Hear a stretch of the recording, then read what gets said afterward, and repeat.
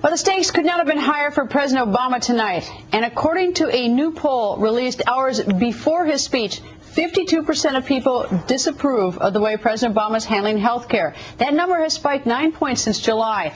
Did the president do anything tonight to convince his critics? Joins live is Republican Congressman Pete Hoekstra. Nice to see you, Congressman. It's good to be here. Thanks, Greta. You were at the speech tonight? It was a very partisan speech. I think that the president didn't listen to what happened during the month of August. You know, he came back and said, what we did in July is what I now want in September, and what happened in August was irrelevant. You know, I was sort of curious why he did that, because 52% of the people are against him on this. And the words we just played, you know, he calls it a partisan spectacle. He calls unyielding ideological camps, the bickering, I mean, the people who disagree with him. But sort of the peculiarity of it is then in his final words, he talks about one of the wonderful and unique things about America has always been our self-reliance, our rugged individualism, our fierce defense of freedom, and our healthy skepticism of government. So he insults some in the beginning. It just tactically isn't how I would lay it out. No, I wouldn't. And you know, tonight this is what we got before the speech started. You know, usually we get a copy of the speech.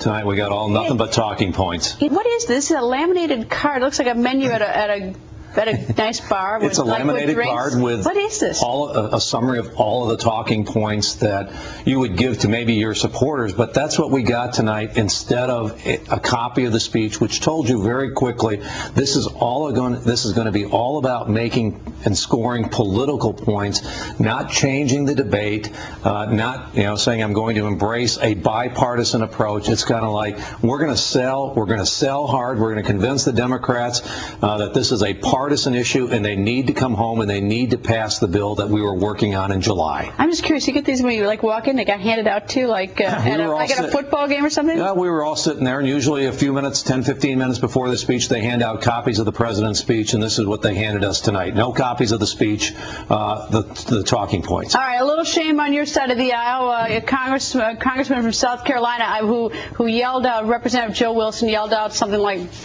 that's a lie, or something that I should tell you that he has just apologized to President Obama's Chief of Staff, Rahm Emanuel, and he said in his apology tonight for yelling out, that's a lie to the president, he said, this evening I let my emotions get the best of me when listening to the president's remarks regarding the coverage of illegal immigrants in the health care bill. While I disagree with the president's statement, my comments were inappropriate and regrettable. I extend sincere apologies to the president for this lack of civility. So there's a little lack of civility on your side of the aisle tonight. Absolutely. Congressman Wilson did the right thing. We will have a debate about the substance of the bill, about what it does with illegal aliens, what it does about abortion, whether it increases the deficit or not. That debate will take place over the next couple of weeks. Are you, when I say you, the Republican Party, have you been part of this whole discussion about the bill? I mean, that's the one thing I don't quite understand. I mean, the Democrats basically say that you guys are just sitting there and not suggesting anything. Are you suggesting something, and have you been invited to the table to talk? We haven't been invited to the table in terms of having the dialogue to shape the bill given to the committees, to work through the process. I mean, that bill landed on our doorstep. We had the opportunity to review it, tried to make amendments in committee. Most of those were voted down, but we haven't been in the initial stages of crafting a piece of legislation, a give and take process that you normally would do.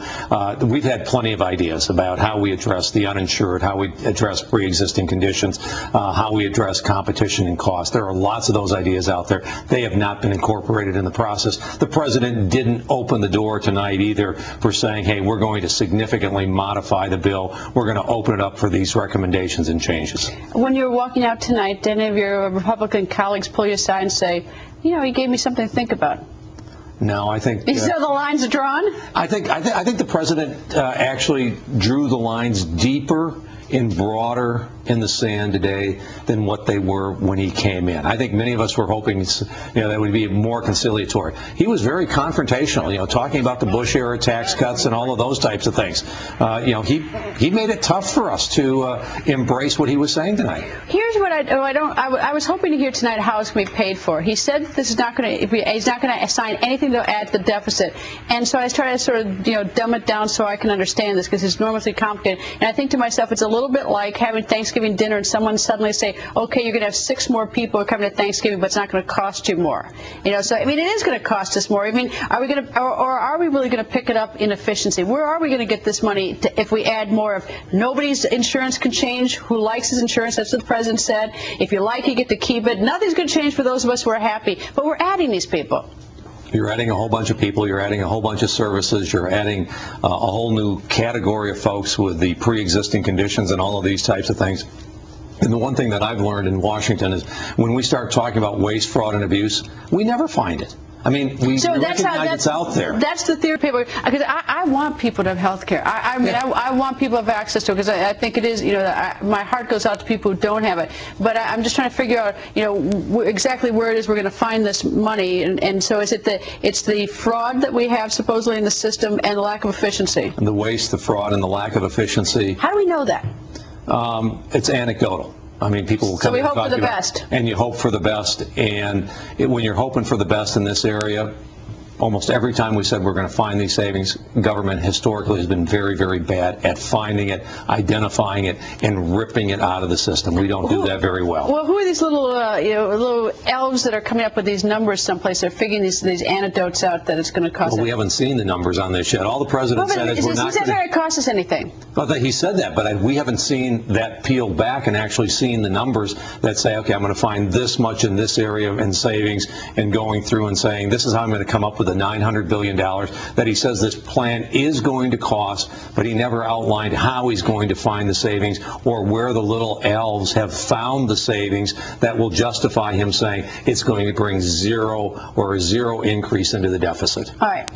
Republicans are obviously critical of the president and the Democrats' bill. Do you have specific ideas, a plan, a bill that you'd like to craft that would solve the problems of health care in this country? Oh, I think so. I mean, I think one of the things that members, you saw members holding up pieces of paper today, you know, a thick wad of paper. That was these little menu cards. No, those weren't the menu cards. Those were actually the bills that we have out there. I think I have the Caesar salad, by the way. Yeah, that deal with tort reform, that deal with pre-existing conditions, that deal with competition, and that deal with tax reform. All of those things are outlined very clearly in specific bills, and that's what the American people told us in August. Break this into pieces, fix what's broken, don't throw out the whole thing and start from scratch. And can I tell you as a lawyer, you're never going to fix tort reform unless you put a limit on fees sides. They always want to just put it on the plaintiff's lawyers, not on the defense lawyers, and it's like having a marriage and saying only one person has to be faithful in the marriage. Well, you've got to, if you're going to do that, you've got to fix that. Yeah, I think we'd be more than willing to take. We'd just love to have the discussion on tort reform. The president opened that up slightly tonight and said we may try some things on an experimental basis from state to state, but he didn't make it an integral part of his plan, saying, here's my plan, and oh, by the way, we're going to try some things on tort reform, which means he's not committed to it. It won't happen. Congressman, thank you, sir. Hey, good to be here. Thank you. Up next, our breaking news.